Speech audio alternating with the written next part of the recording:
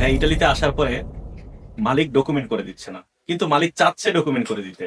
তার কোম্পানি, যে কোম্পানির মাধ্যমে সে আমাকে নিয়ে এসেছে, কোম্পানিটা হয় ফাল্লিত হয়েছে বা লিকুইদাচ্ছিওনে চলে গেছে। এনিহাউ কোন একটা প্রবলেম হয়েছে। কিন্তু মালিক সবসময় বলছে যে, "হ্যাঁ, আমি তোমাকে ডকুমেন্ট করে দিব।" তো সেই ক্ষেত্রে মালিকের অন্য কোম্পানি আছে বা অন্য আরো অনেক কাজ আছে। তো সেই ক্ষেত্রে আমার কতটুকু পসিবিলিটি যে সে আমাকে ডকুমেন্ট করে দিতে পারবে?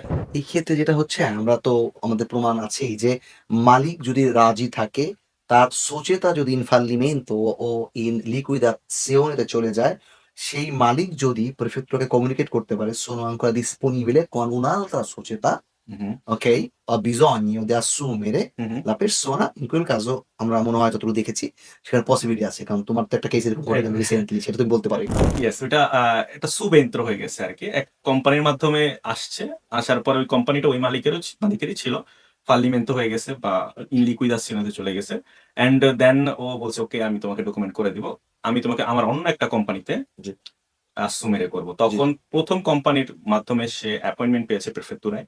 যাওয়ার পরে ওইখান থেকেই বলে দিছে, "ঠিক আছে, তোমার যেহেতু এটা ফালিমেন্ট হয়েছে, এই কাগজ দিয়ে দিলাম। এই ডকুমেন্ট গুলো এক্সাক্টলি। নিয়ে আসো। ওকে। এই ক্যাটেগরিতে অ্যাসুমেরে করো। এই লোকগুলাকে তুমি যেই ক্যাটেগরিতে আনছো তোমার জি। এই কোম্পানিতে, অ্যান্ড আমরা তোমাকে পেরমিসো করার অনুমতি দিব।" তো এই ব্যাপারটা অবশ্যই আপনার সাথে পরামর্শ এই কারণে করা জরুরি যে এইখানে মাঝখানে অ্যাডভোকেটের কি কোনো আমার কি হেল্প হেল্প নেওয়া লাগবে কিনা? অ্যাকচুয়ালি যেটা হচ্ছে যদি আমি সবকিছুতে একটা পেশাদার একটা লুক দিতে চাই, ওকে, তো সেক্ষেত্রে আমরা সবসময় বলি একজন ইমিগ্রেশন এক্সপার্ট এর মাধ্যমে যাওয়া। আর এক্সপার্ট বলতে অবশ্যই অ্যাডভোকেট এর একটা অ্যাজ এ patronato CAF যদি riconosciuto বা অনেক বেশি ওয়েল হয়, কি বলে? অর্গানাইজ। অর্গানাইজড বা ওয়েল নোন হয় সেক্ষেত্রে ভিন্ন কথা। নাহলে আমরা সবসময় বলব একটা অ্যাডভোকেটের মাধ্যমে গেলে ব্যাপারটাতে একটা কি হয়? প্রফেশনাল লুক এখন আসতে পারে। নেক্সট যে স্টেপটা প্রিফেক্টুরা থেকে বলা হয়েছে, একটা মেইল দিয়ে দেওয়া হয়েছে যে এই মেইলে তোমার কোম্পানির সকল ডকুমেন্ট যে পাঠাও। subentrante তার সকল কিছু। তার ওকে। মানে ওটা অ্যাডভোকেটের মাধ্যমে করলে অনেকটাই ব্যাপারটাতে আমিই দেখেছি। আমি নিজে ফিল পেয়েছি।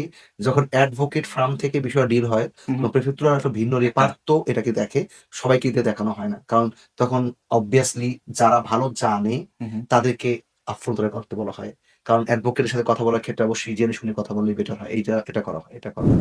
তো আমি এজন্যই বলব যে অবশ্যই অ্যাডভোকেট দি ফিদুcia, অবশ্যই। বিশ্বস্ত কোনো অ্যাডভোকেট, যোগ্য কোনো অ্যাডভোকেটের মাধ্যমে করলে নিশ্চয়তা বেড়ে যায় এবং কি বলে ওটাকে? tranquillità, মানে এ আম স্বাভাবিক থাকার যে ব্যাপারটা, সেটা মানে থাকে আরকি। তার মানে ভাইয়া এখন মানে এভাবেই বলা যায় যে আমাকে যে আনছে তার যদি ইচ্ছা থাকে যেকোনোভাবে ডকুমেন্ট পাওয়া পসিবল। হ্যাঁ, মালিক যদি রাজি থাকে তাহলে অবশ্যই সে কাগজ করে দিতে পারছে ইনশাআল্লাহ।